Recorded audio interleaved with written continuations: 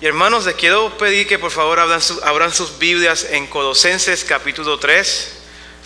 Colosenses capítulo 3, versículos del 1 al 4. Y el tema, si usted está tomando nota, el título de este sermón sería Vive a la luz de tu salvación. O vive a la luz de la salvación que has recibido de parte del Señor. Colosenses 3, 1 al 4. Y la palabra del Señor dice así: si pues habéis resucitado con Cristo, buscad las cosas de arriba donde está Cristo sentado a la diestra de Dios. Poned la mirada en las cosas de arriba, no en las de la tierra. Porque habéis muerto y vuestra vida está escondida con Cristo en Dios. Cuando Cristo, vuestra vida, se manifieste, entonces vosotros también seréis manifestados con Él en gloria. Amén. Oremos. Señor Jesucristo, te damos gracias por todas tus misericordias, por todo tu favor y por todo lo que has hecho en nuestras vidas. Yo te doy gracias porque nos has dado tu palabra que es lámpara a nuestros pies.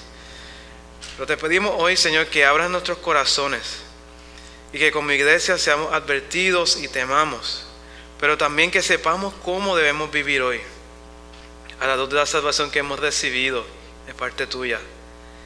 Y yo te ruego, Señor, que por favor abras nuestros corazones para recibir tu palabra.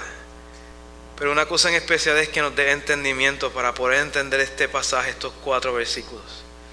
En el nombre de Jesús. Amén. Amén, hermanos. No sé si algunos de ustedes han visto un programa que hace unos cuantos años estuvo en el aire, se llamaba Kitchen Nightmares, con el famoso chef Gordon Ramsay.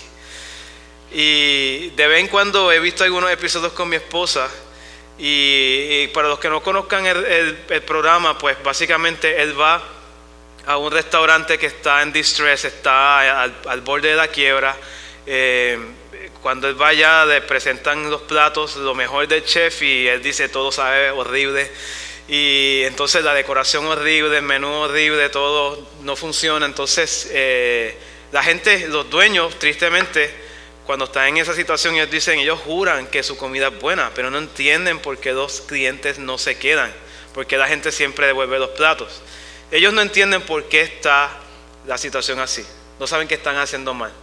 Pero la tarea de Gordon Ramsay es de venir allá y ponerlos en orden. Les cambia el menú, hace un makeover en el sitio, ayuda a poder operar de una mejor forma y los deja nítidos, los deja listos para tener éxito. Ya al final es un antes y después. Ellos comenzaban con un lugar que nadie quería comer y terminaban entonces con todo funcionando y con un menú que a la gente le gustaba. Ahora, tomé la costumbre con mi esposa hace un tiempo de googlear entonces el restaurante para ver qué está pasando con ese restaurante después de ese tiempo. Pero para mi sorpresa, creo que todos los restaurantes, cuando buscas ahora, quebraron. Ya no están funcionando. Y entonces uno se pregunta, ¿qué pasó? ¿Acaso no fue Gordon Ramsay, el famoso chef, allá y renovó todo? ¿No se supone que ahora había una ola de clientes nuevos que llegaron y a veces te presentan como el después, que el dueño del restaurante está contento porque están haciendo dinero? Pero ¿qué sucedió? ¿Por qué quebraron? Y entonces, este es el problema. Gordon Ramsay y su equipo les ayudó y ellos pudieron cambiar muchas cosas en el restaurante. El menú, la decoración. Pero hubo algo que quizás no cambió y fueron los dueños. Los dueños no cambiaron. Cuando tú buscas en la historia, vas a Google, buscas el restaurante, hay una pequeña historia de qué fue lo que sucedió. En muchos de esos casos te dice, fulano de tal, al año, a los cuantos meses, regresó a las costumbres malas de antes, la comida empeoró, quebraron. Esto es trágico, trágico. Es trágico porque después que pasas, además de que sales en televisión y después tienes la vergüenza ahora de que tu negocio quebró, pero es trágico porque tenías todas las de ganar, pero no ganaste porque regresaste atrás. Precisamente ese es el problema que la iglesia en Colosa y la Odisea estaban enfrentando. El apóstol Pablo, si van conmigo un momento al capítulo 2, al versículo 6 y 7, bueno, desde el versículo 1, él les dice: quiero que sepan que tengo una lucha por ustedes. Él está agonizando por esta iglesia. Ellos escucharon el evangelio de parte del hermano Epafras, eso está en el capítulo 1, versículo 7. Ellos creyeron en el Señor, pasaron de enemistad ahora a estar en amistad con el Señor. Pero hay un peligro, y ese peligro lo vemos ahora en el capítulo 2, versículos 6 y 7, cuando dice, primeramente este es el deseo de Pablo: por tanto, de la manera que habéis recibido al Señor, andad en Él, arraigados y sobreedificados en Él, confirmados en la fe, así como habéis sido enseñados, abundando en acción de gracias. El apóstol Pablo quiere que ellos puedan crecer y ser edificados en Él mismo que los salvó a ellos. O sea, ellos escucharon el evangelio de las buenas noticias del Señor Jesucristo, y el apóstol Pablo quiere que ellos crezcan en Cristo, no en otra cosa. Pero ahora en el capítulo 2, versículo 8, nosotros vamos a empezar a ver que hay tres grupos, se puede resumir de esta forma, tres grupos de falsos maestros, de unos ataques que estaban viniendo de gente de adentro de la iglesia, gente de afuera de la iglesia, que amenazaba con esa edificación que el apóstol Pablo quería que su iglesia tuviera. Este peligro era tal que haría que estos hermanos que comenzaron con Cristo regresaran atrás. Aparentemente se presenta como algo bueno, porque no es que una invitación al mundo, pero es falsos maestros que tratan de añadirle a la cruz. Si la obra de Cristo fue perfecta, estos falsos maestros, en muchas de las características, ellos tratan de añadir otra cosa sobre Cristo. Ahora, si miramos versículo 8, aquí vamos a ver el primer grupo de personas, el primer grupo de falsos maestros. Y aquí dice, primero, mirad que nadie os engañe por medio de filosofías huecas, sutilezas, según las tradiciones de los hombres, conforme a los rudimentos del mundo, y no según Cristo. Aquí nosotros entonces estamos viendo que estas falsas doctrinas vienen con filosofías. Ellos son amantes del conocimiento. Ellos tratan de venir con estas huecas sutilezas. Y si ustedes notan, aquí dice que son tradiciones humanas. O sea, vienen de los hombres, no es inspiración divina. Es conforme a los rudimentos o los elementos del mundo. Así que quizás promueven la adoración a la creación. Finalmente no son conforme a Cristo. Este es el primer grupo de falsos maestros. El segundo grupo de falsos maestros, aquí lo vemos en el versículo 16, mismo capítulo. Por tanto, nadie os juzgue en comida o en bebida, o en cuanto a días de fiesta, luna nueva o días de reposo, todo lo cual es sombra de lo que ha de venir, pero el cuerpo es de Cristo. Entonces este segundo grupo vienen siendo los judaizantes. Ustedes han escuchado de estas personas que vienen a la iglesia y dicen, vamos a celebrar estas fiestas judías, vamos a hacer estas prácticas judías. Parece de momento sutil, bueno, pero comienzan con estas prácticas y terminan al final rechazando a Cristo. También es una enseñanza terrenal. Finalmente vemos un tercer grupo, versículo 18. Aquí están los místicos. Nadie os prive de vuestro premio, afectando humildad y culto a los ángeles, entrometiéndose en lo que no ha visto, vanamente hinchado por su propia mente carnal, y no haciéndose de la cabeza en virtud de quien todo el cuerpo, nutriéndose y uniéndose por las coyunturas y ligamentos, crece con el crecimiento que da Dios. Estos místicos vienen también con mezcla de diferentes religiones. Han ustedes escuchado gente que dice que hay que ir a todas las iglesias, que todas las religiones son importantes. O sea, recibiste a Jesucristo como tu Salvador, pues ahora necesitas quizás la ayuda de María, de Buda, de quien sea, de los astros. Estas personas que se centran en la necesidad de experiencias sobrenaturales. A veces aún mezclan adoración a los ángeles. También ellos procurando promover un tipo de santificación o de crecimiento espiritual a través de estas cosas que están ajenas a Cristo. Pero hermanos, si nosotros vemos, regresamos al capítulo 3, versículo 1, el apóstol Pablo comenzaba con este sí pues. Y esto es una conjunción que nos liga con lo que acabamos de ver ahora, el capítulo 2. Así que Pablo viene aquí dándonos una idea, y la primera cosa que vamos a ver en este primer versículo, vamos a tratar de contestar esta pregunta: ¿cómo debemos vivir hoy? O sea, si yo fui salvo, ¿cómo yo debo vivir hoy? Esto es lo primero que vamos a ver hoy. ¿Cómo yo debo vivir hoy? Y en este mensaje lo que me propongo compartir con ustedes son 3 preguntas que nos ayudarán a vivir a la luz de la salvación que hemos recibido. 3 preguntas que nos ayudarán a vivir a la luz de la salvación que hemos recibido. Y esta primera pregunta es: ¿cómo debemos vivir? Si ya nosotros vimos que hay en la iglesia de Colosenses 3 filosofías o 3 falsas religiones que tratan de hacer que estos creyentes regresen hacia atrás, y vimos que todas estas ideas son terrenales, no provienen de Dios, Pablo quiere que ellos, de acuerdo a que ellos han resucitado en Cristo, busquen las cosas de arriba, donde está Cristo sentado.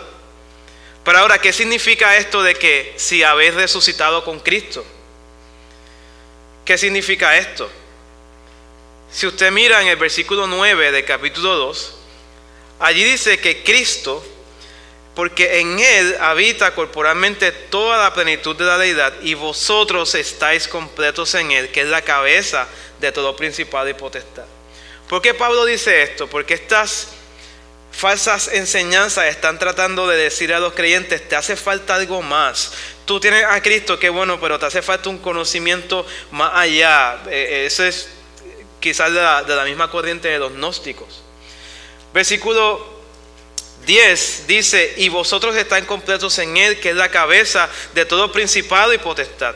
En Él también fuisteis circuncidados con circuncisión no hecha de manos, al echar de vosotros el cuerpo pecaminoso carnal en la circuncisión de Cristo, sepultados con Él en el bautismo, en el cual fuisteis también resucitados con Él mediante la fe en el poder de Dios que le levantó de los muertos. Y a vosotros, estando muertos en pecados y en la incircuncisión de vuestra carne, os dio vida juntamente con Él, perdonándoos todos los pecados y anulando el acta de los decretos que había en contra de nosotros, que nos era contraria, quitándola de en medio y clavándola en la cruz. Y despojando a los principados y a las potestades, los exhibió públicamente, triunfando sobre ellos en la cruz. Pablo le está diciendo, capítulo 3, versículo 1, si ustedes han creído en el Señor Jesús, y ustedes que estaban muertos en sus pecados, al poner su fe en el Señor Jesucristo, pasaron a vida, resucitaron con Cristo, entonces tienen el poder de poder ejecutarlo, tienen el deber de vivir de acuerdo a esta nueva naturaleza, buscar las cosas de arriba. Mire lo que dice en el versículo 20 al 23 del mismo capítulo 2. Pues si habéis muerto con Cristo en cuanto a los rudimentos del mundo, ¿por qué, como si vivieses en el mundo, sometéis a preceptos tales como no manejes, ni gustes, ni toques, en conformidad a mandamientos y doctrinas de hombres? Cosas que todas se destruyen con el uso. Tales cosas tienen a la verdad cierta reputación de sabiduría, en culto voluntario, en humildad y en duro trato de cuerpo, pero no tienen valor alguno contra los apetitos de la carne. Entonces, ¿qué son estas cosas de arriba que nosotros debemos buscar? Estas cosas de arriba son precisamente la obra y la victoria que Cristo ganó por nosotros. Si estas cosas terrenales vienen siendo estos métodos humanos que tratan de añadirle a la cruz, que tratan de decir, sí, ok, yo tengo a Cristo, pero necesito algo más. O yo sé que Cristo me da cierta santificación, pero yo necesito crecer y tener una segunda unción, tener alguna otra experiencia. Pablo está diciendo, no busques estas cosas terrenales, sino busca las cosas celestiales, las cosas de arriba, donde está Cristo sentado a la diestra de Dios. Vayamos un momento a Hebreos capítulo 10, versículos 11 al 13. Hebreos 10, 11 al 13. Y déjame mostrarte un poco más de esta obra que Cristo ha hecho en la cruz. Hebreos 10, versículo 11 dice, y ciertamente todo sacerdote está día tras día ministrando y ofreciendo muchas veces los mismos sacrificios que nunca pueden quitar los pecados. Pero Cristo, habiendo ofrecido una vez para siempre un solo sacrificio por los pecados, se ha sentado a la diestra de Dios, de ahí en adelante esperando hasta que sus enemigos sean puestos por estrado de sus pies. Porque con una sola ofrenda hizo perfectos para siempre a los santificados. Y entonces Cristo ganó para nosotros una gran victoria. Y Pablo está diciendo, si tú resucitaste con Cristo, busca las cosas de arriba. ¿Por qué tú volverías atrás a las religiones falsas con tal de ganarte el cielo? Si ya tú ganaste el cielo porque Cristo te lo dio. ¿Por qué? Cristo es suficiente. No añadas nada de este mundo a la obra perfecta de Cristo. Él es suficiente para salvarte y Él es también suficiente para santificarte. Entonces, iglesia, ¿cómo tú debes vivir hoy? Tú debes vivir hoy apoyándote en el sacrificio perfecto de Cristo. No buscando añadir nada más. Apóyate en la obra de Cristo y vive de acuerdo a tu nueva naturaleza. Así que, hermano, acabamos de ver esa primera pregunta. ¿Cómo debemos vivir hoy de acuerdo a nuestra salvación? Pero ahora tenemos que preguntarnos por qué tenemos que vivir de esta manera. ¿Por qué tenemos que vivir de esta manera? Y para contestar esta pregunta, Pablo nos explica en el versículo 2 y versículo 3 un poquito más sobre aquello que sucedió en el momento en que tú y yo fuimos salvos. Si miramos, el creyente murió con Cristo y ahora está sostenido por medio de aquel que sustenta todas las cosas. Versículo 2 y 3 dice, poned la mira en las cosas de arriba, no en las de la tierra, porque habéis muerto y vuestra vida está escondida con Cristo en Dios. Y quizás algunos de ustedes, hermanos, cuando ven este pasaje, no sé si les suena un poquito parecido a la enseñanza que Pablo también da en Filipenses capítulo 2, versículos del 12 al 13, donde dice que guardemos nuestra salvación con temor y temblor. Y que dice el versículo 13, porque Él es el que produce en vosotros el querer como el hacer por su buena voluntad. Y entonces este pasaje nos está hablando de estas dos realidades. Es una realidad de que Dios hace una obra divina en ti. Él produce en ti el querer como el hacer. Él te transforma. Ahora, por el otro lado, hay una responsabilidad humana en la que tú tienes que huir del pecado. Tú tienes que perseguir la piedad. Y hay ocasiones en donde hay hermanos que quizás se confunden, se van para un lado y están con la idea de let God, let go, let God. Sí, yo sé que tengo problemas con la borrachera, tengo problemas con tal cual pecado. Y pues cuando Dios me quiera tocar, entonces yo me arrepiento. Yo sé que tengo que dejar de estar hablando mucho y de ser bochincheros y ser todas esas cosas. Pero cuando Dios me toque, entonces yo me arrepiento de mi pecado. Por el otro lado hay gente que ignora la obra divina y tratan de con sus propias fuerzas vencer el pecado, lo cual es imposible. Nosotros ya lo vimos en el capítulo 2, versículo 20 al 23, donde dice: estas cosas tienen de momento fama de ser sabias, pero no tienen poder contra el designio del pecado.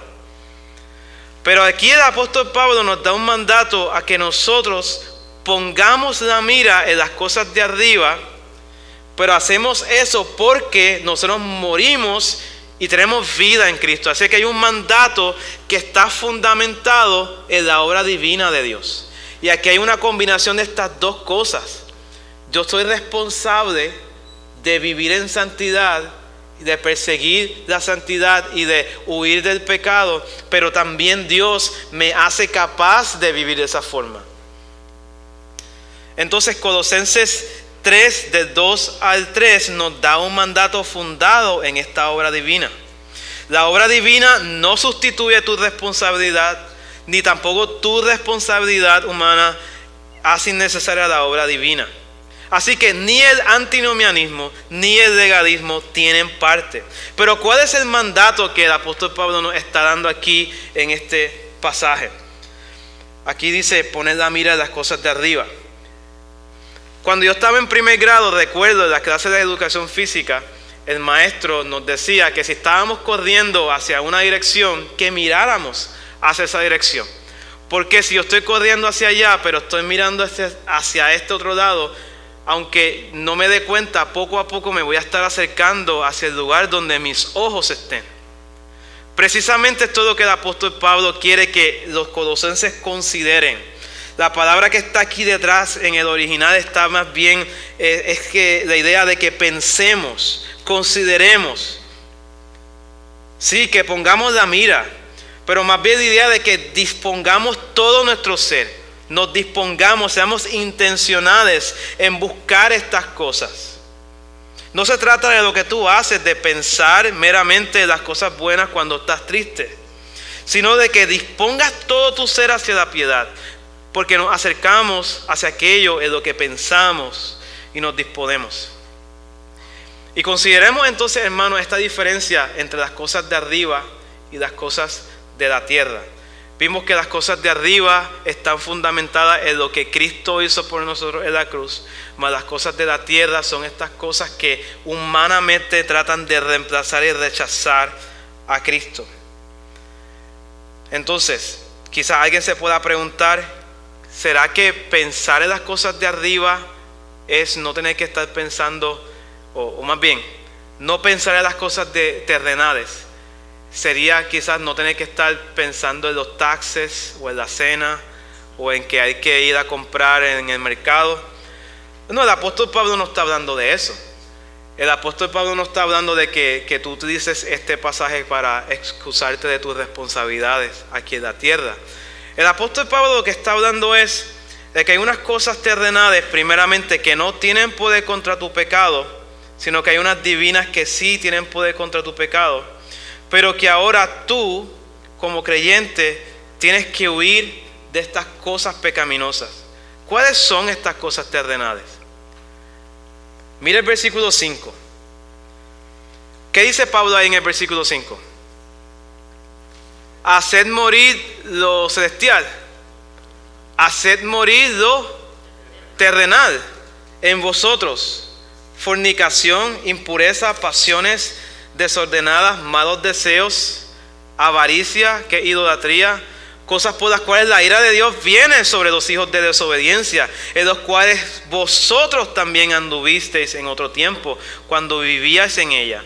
Pero ahora dejad también vosotros todas estas cosas: ira, enojo, malicia, blasfemia, palabras deshonestas de vuestra boca. No mintáis los unos a los otros, habiéndoos despojado del viejo hombre con sus hechos y revestido de nuevo, el cual conforme a la imagen del que lo creó se va renovando hasta el conocimiento pleno, donde no hay griego ni judío, circuncisión ni incircuncisión, bárbaro ni escita, siervo ni libre, sino que Cristo es el todo en todos. Entonces Pablo no quiere que los creyentes vivan como si no fueran creyentes. Él quiere que si tú has resucitado con Cristo, tú vivas de acuerdo a esa obra de Cristo. Pero déjame preguntarte algo. ¿Alguno de ustedes ha conocido a alguien que dice, yo amo al Señor, yo creo en el Señor, yo nací de nuevo, acepté al Señor en el 1900.com, y de momento tú ves esa persona y esa persona no vive de acuerdo, vive como un diablo, vive como un impío? ¿Será posible que alguien haya nacido genuinamente de nuevo y esa persona pueda vivir, su vida es caracterizada por el pecado? ¿Será esto posible? Espero que usted diga que no. Posiblemente esta persona no es un creyente. Es muy probable.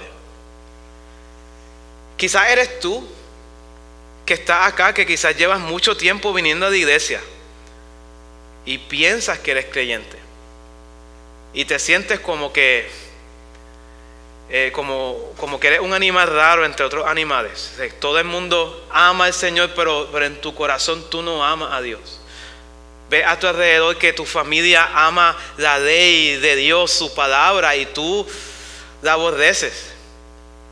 Sabes que en tu corazón estás bajo la ira de Dios y eres enemigo de Dios y no sabes cómo reconciliarte con Dios.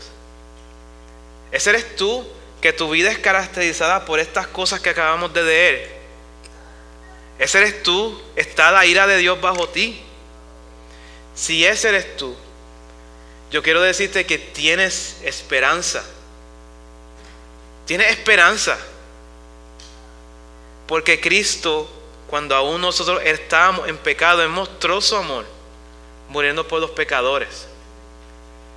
Mira lo que dice Colosenses 1:21 en adelante.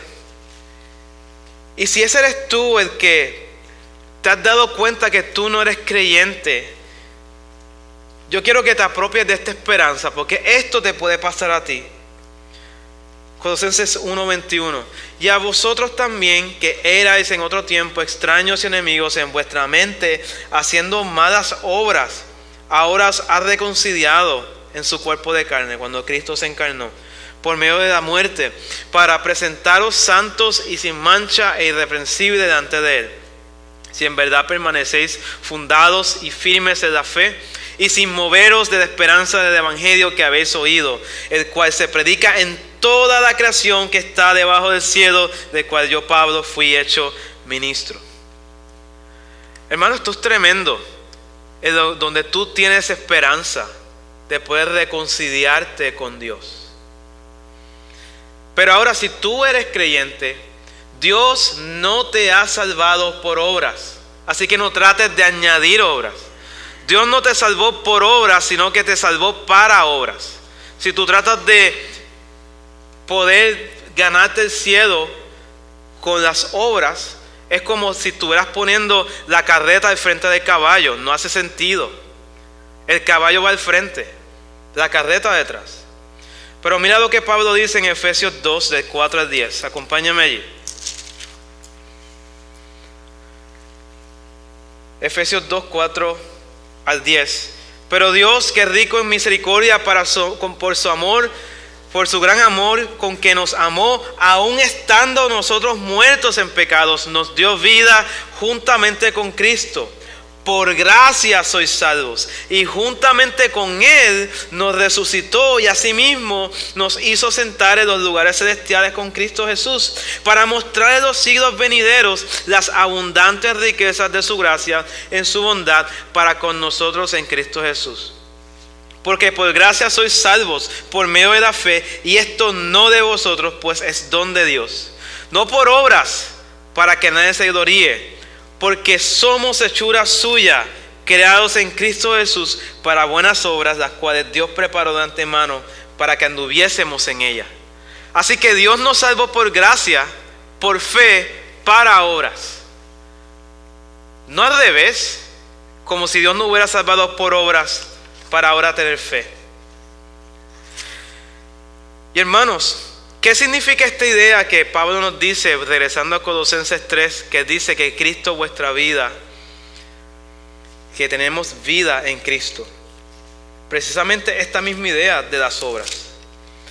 Cuando nosotros morimos con Cristo al pecado, ahora tenemos vida, estamos empoderados para vivir delante de Dios glorificándole. Pero ese poder para vivir en santidad no viene de afuera, no viene de experiencias, no viene de la filosofía, no viene de la psicología, no viene de nada más, solamente de Cristo. En Cristo está tu vida. Está escondida en Cristo. Finalmente, hermanos, la tercera pregunta que vamos a estar viendo hoy, porque ya explicamos cómo debemos vivir, por qué debemos vivir de esa forma. Vivimos de esa forma porque tenemos una nueva naturaleza. Pero finalmente tenemos que considerar lo siguiente. Yo me imagino que mientras había gente escuchando esta carta en Colosas y en la Odisea, ellos deben estar diciendo: ok, Pablo, tú dices que vivamos de acuerdo a nuestra naturaleza. Y sí, yo reconozco que ha habido un cambio en mi corazón. Pero a veces peco. A veces la carne quiere tomar control.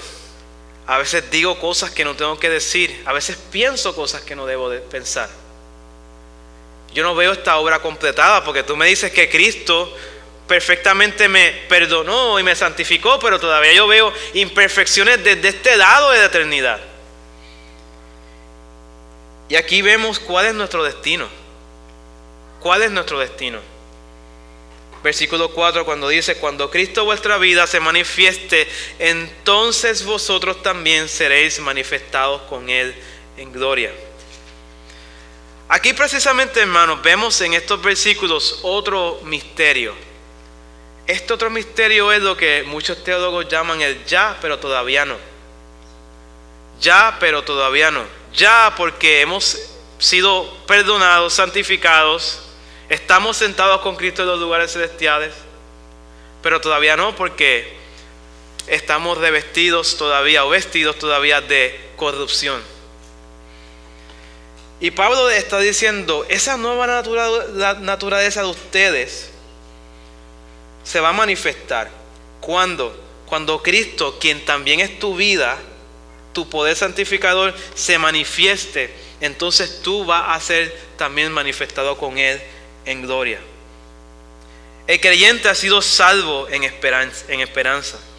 Y entonces el creyente vive como un agricultor que en el tiempo, muchos meses antes, tiene que preparar el terreno, tiene que arar, tiene que sudar, tiene que sembrar, tiene que regar, tiene que esperar para cosechar. Está haciendo todo ese esfuerzo largo con una esperanza. Él sabe que va a cosechar. El creyente vive como el atleta que día tras día entrena, suda, sufre, hasta que se presenta la carrera para ganar. Está mirando la meta. El creyente vive como el constructor, que él está preparando los materiales, haciendo planos, cavando, está construyendo, pero está mirando esta esperanza. Entonces, hermanos, vayamos a Romanos 8, del 12 al 17. Y aquí vamos a tratar de construir un poco de cuál es esta manifestación y esta esperanza de la cual las Escrituras nos dicen. Romanos 8, 12 al 17. Y Pablo dice: así que, hermanos, deudores somos, no a la carne, para que vivamos conforme a la carne. Porque si vivís conforme a la carne, moriréis. Mas si por el Espíritu hacéis morir las obras de la carne, viviréis. Porque todos los que son guiados por el Espíritu de Dios, estos son hijos de Dios. Pues no habéis recibido al espíritu de esclavitud para estar de nuevo, otra vez en temor, sino que habéis recibido el espíritu de adopción, por el cual clamamos: Abba, Padre. El Espíritu mismo da testimonio a nuestro espíritu de que somos hijos de Dios. Y si hijos de Dios, también herederos de Dios y coherederos con Cristo, si es que padecemos juntamente con Él, para que juntamente con Él seamos glorificados. Y entonces, ¿cuál es esta futura manifestación? Sabemos quién es Cristo, sabemos quién es nuestra vida, pero vayamos entonces a 2 de Tesalonicenses, capítulo 2.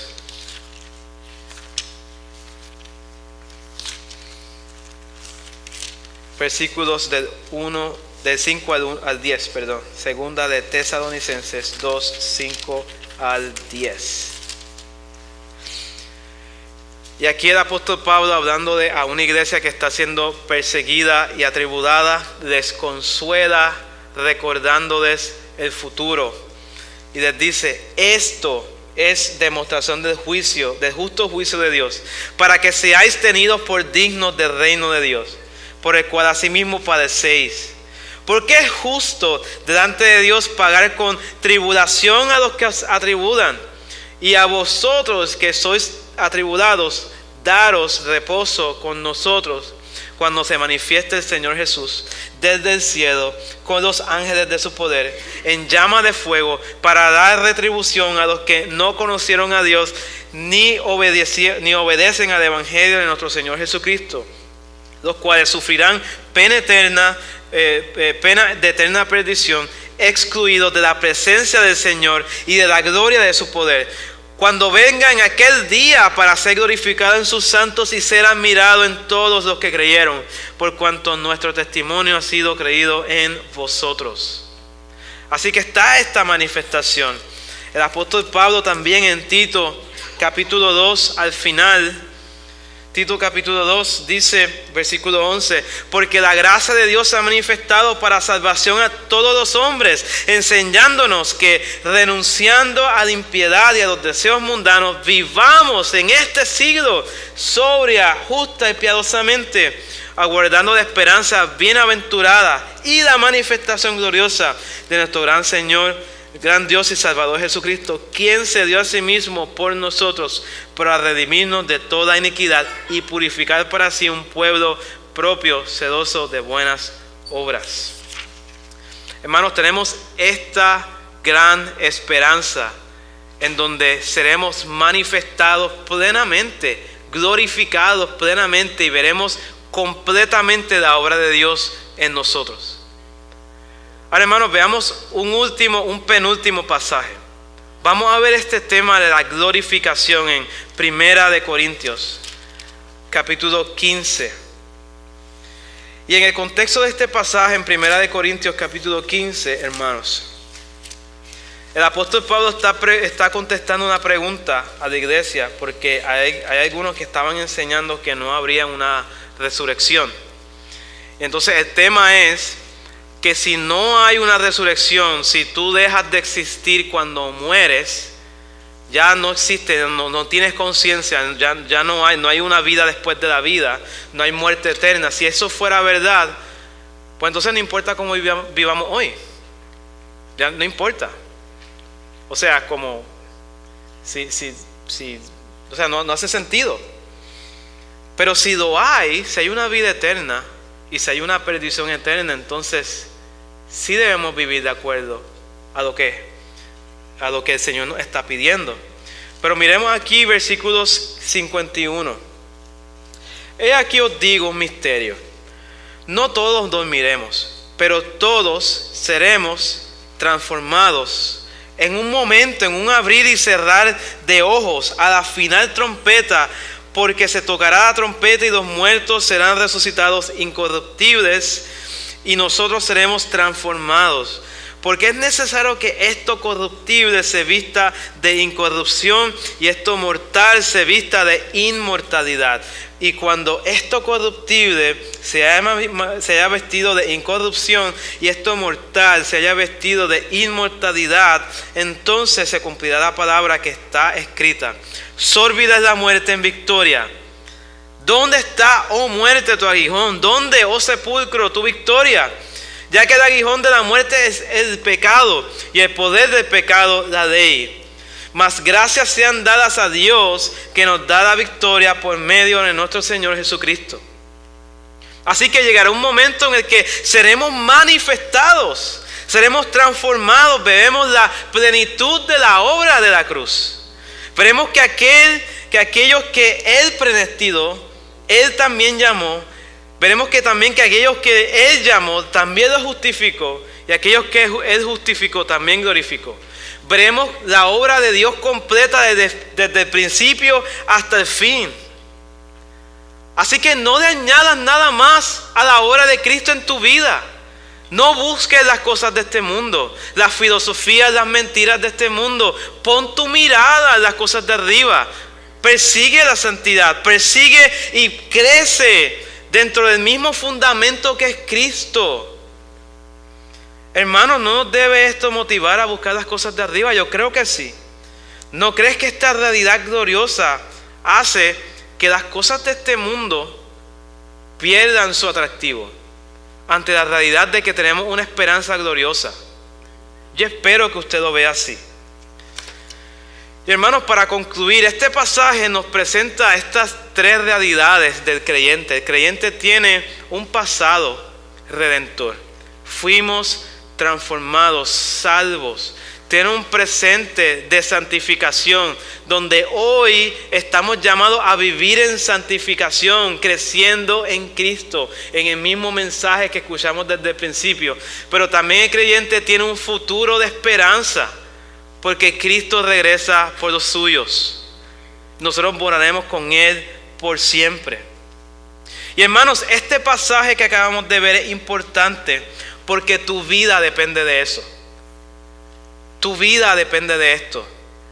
¿Sabes tú que entran y están en medio de la iglesia falsos maestros que tratan de descualificarnos, de que regresemos atrás? De que después de que Cristo nos salvara, ellos tratarán de llevarnos hacia atrás. Y tenemos que estar pendientes de esto. Presta atención. Quiero que podamos mirar lo que Pablo le dice a los hermanos de Éfeso en su discurso final antes de llegar a Jerusalén. Y él les dice lo mismo aquí con palabras bien solemnes. Y si usted se estuvo durmiendo, yo espero que esto lo despierte.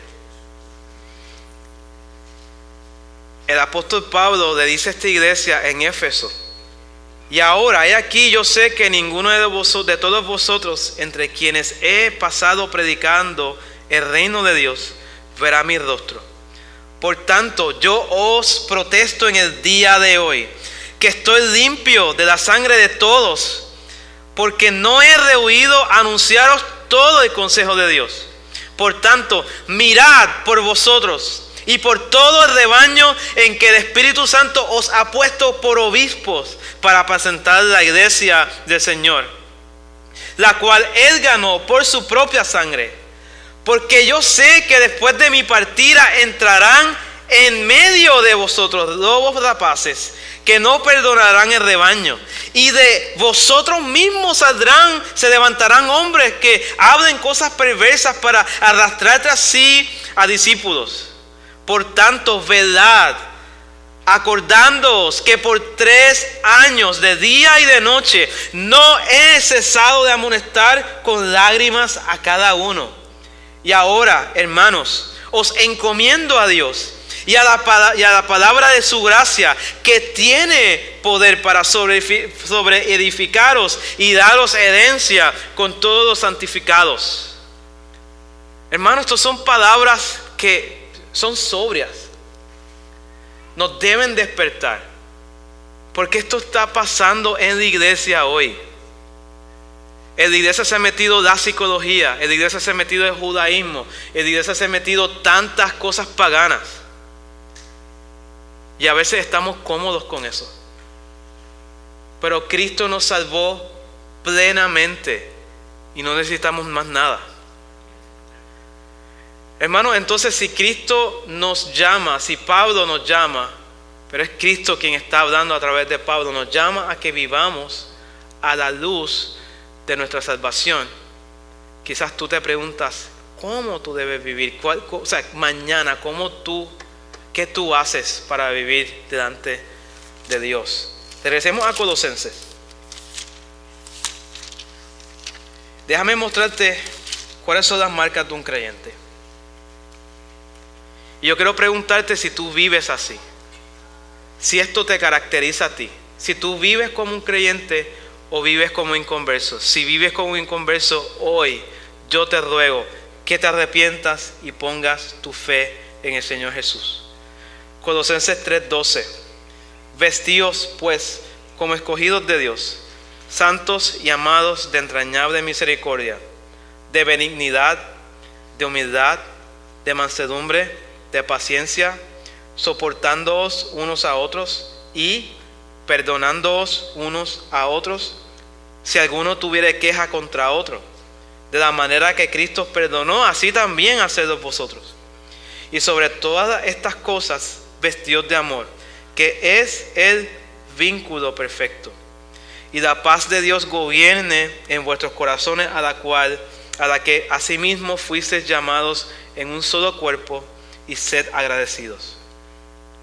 La palabra de Cristo more en abundancia en vosotros, enseñándoos y exhortándoos unos a otros en toda sabiduría, cantando con gracia en vuestros corazones al Señor, con himnos, con salmos e himnos y cánticos espirituales.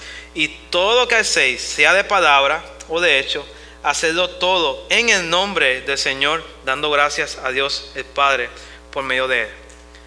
Hermanos, a veces en la iglesia, sí, tenemos el label de creyente, andamos como cristianos, hablamos como cristianos, nos vestimos como cristianos, pero actuamos diferente a eso.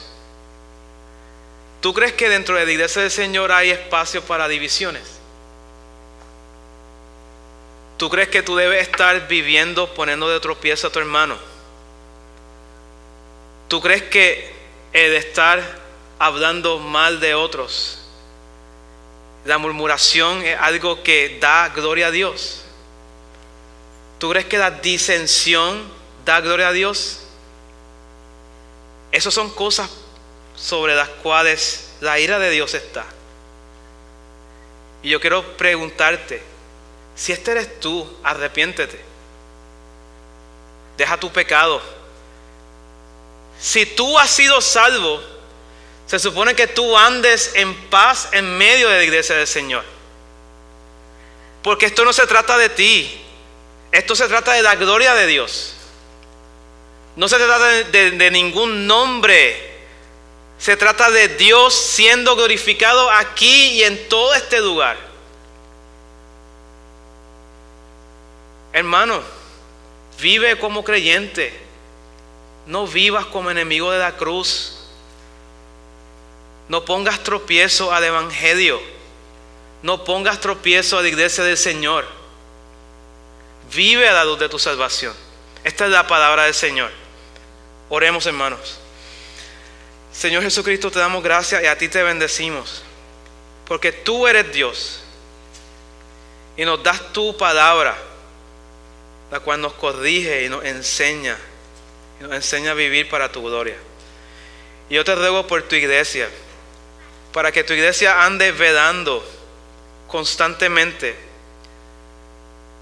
en especial sabiendo que los días son malos, sabiendo que en medio de tu iglesia entran lobos rapaces y también aún de en medio de la congregación se levantan falsos maestros a predicar a otro Cristo, a predicar otra escritura. Pero yo te ruego por esta congregación, para que ellos crezcan fuertes en Cristo. Señor, esta es tu iglesia y está encomendada en tu palabra, a tu palabra, que tiene poder para sobreedificarlos. Así te rogamos estas cosas en el nombre de Jesús. Amén. Hermanos, que el Señor les bendiga.